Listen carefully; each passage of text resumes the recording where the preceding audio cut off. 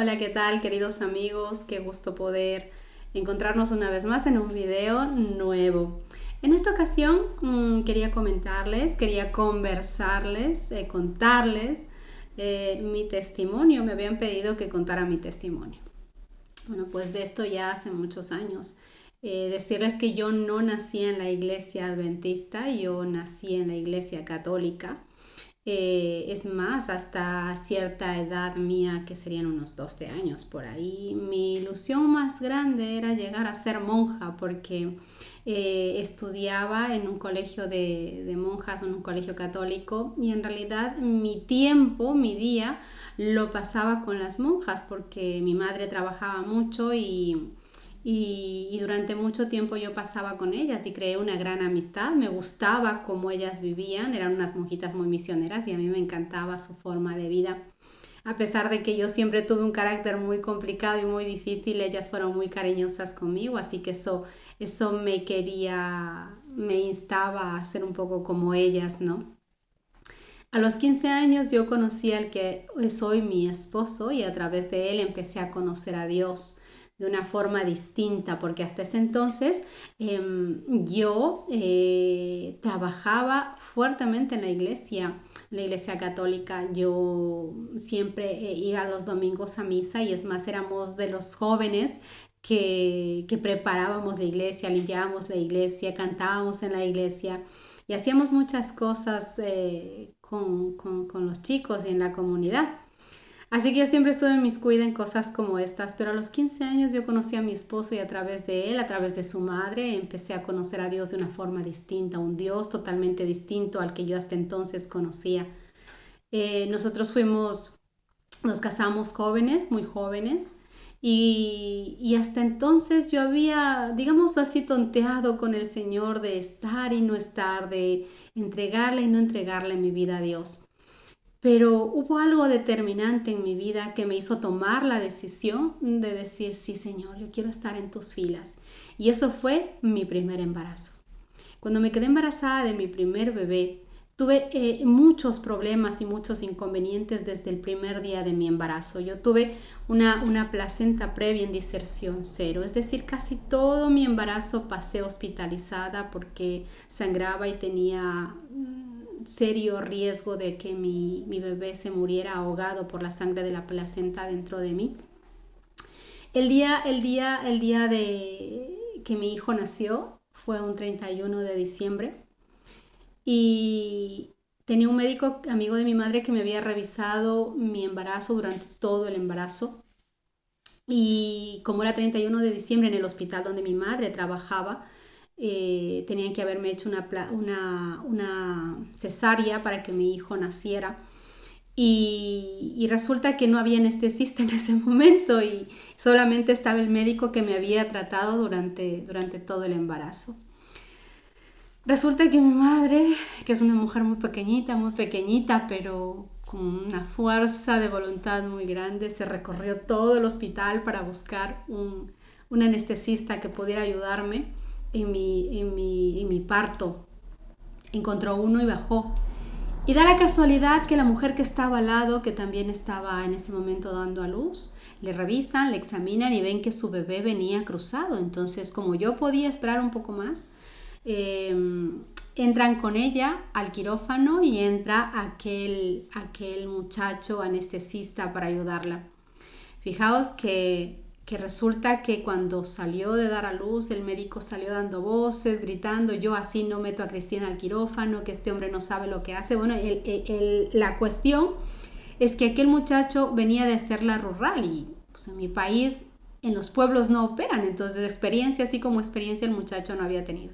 Casi descerebra a la muchacha con la anestesia, así que a mí, ¿qué es lo que pasó? Que desde las 5 de la mañana con medicación, ya era la tarde, muy tarde, yo no daba luz, y me mandan a otro centro, a la maternidad de la ciudad donde yo vivo. Cuando yo voy a la maternidad ya mi condición, mi salud ya no es tan buena. Había estado puesto una medicación que se llama pitocin para que pudiera tener dolores y dar a luz a mi niño, para que mi útero se expandiera, y aún así no podía. Había pasado con esta medicación todo el día, así que cuando voy a la maternidad yo ya estaba más cansada, no me despertaba, y lo único que recuerdo del camino del hospital hacia la maternidad es la mano de mi padre pegándome en la cara, cosa que nunca me gustó que hiciera cuando era niña porque era su manera de despertarme y a mí no me gustaba. Pero fíjate que es lo único que recuerdo de ese trayecto, ¿no? La mano de mi padre golpeándome en la cara y diciéndome: despiértate, ¿cómo te llamas? ¿Cómo te llamas, Cris? Despiértate. Y es lo único que recuerdo. Cuando llegué a la maternidad, mi madre quiso entrar, dar el informe de la condición mía, de que yo iba para una cesárea, de que no era un parto normal. Y la mujer que estaba allí, quizás por cansancio, por cómo fuera, trató muy mal a mi madre, la echó, le dijo que como ella no trabajaba ahí, pues no tenía nada que decir. Entré sola, muy jovencita, sola, y me pusieron en una habitación llena de mujeres que gritaban. Yo era una muchacha muy, muy, muy joven. Era mi primer hijo. Era la primera vez que pasaba por eso. Y realmente estaba asustada, muy asustada. Aquella doctora me puso el doble de la medicación que había pasado puesta durante todo el día, y ya no me la puso en un suero, me puso directamente a la vena.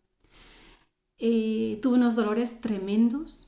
Me dijo que yo tendría que dar a luz de forma normal porque ella no me iba a hacer cesárea, que yo era apta para darlo de forma normal, sin ningún examen previo ni nada. Me hizo dar a luz en nada.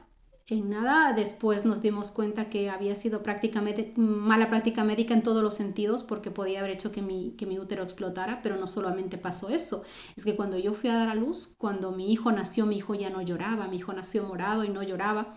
Y mi madre, que es tan linda, que es mi ángel aquí en la tierra, mientras estaba yo en aquella posición, en aquella habitación, temblando porque ya no tenía control de mi cuerpo, cuando pude regresar a ver al dintel de la puerta, estaba mi madre parada de verde. Yo no sé cómo mi madre se buscó un uniforme y buscó quién la metiera adentro, pero mi madre estaba allí. Y cuando yo la vi, fue como ver un ángel.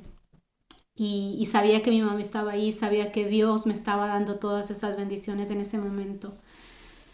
Cuando yo voy al paritorio para dar a luz a mi hijo nace.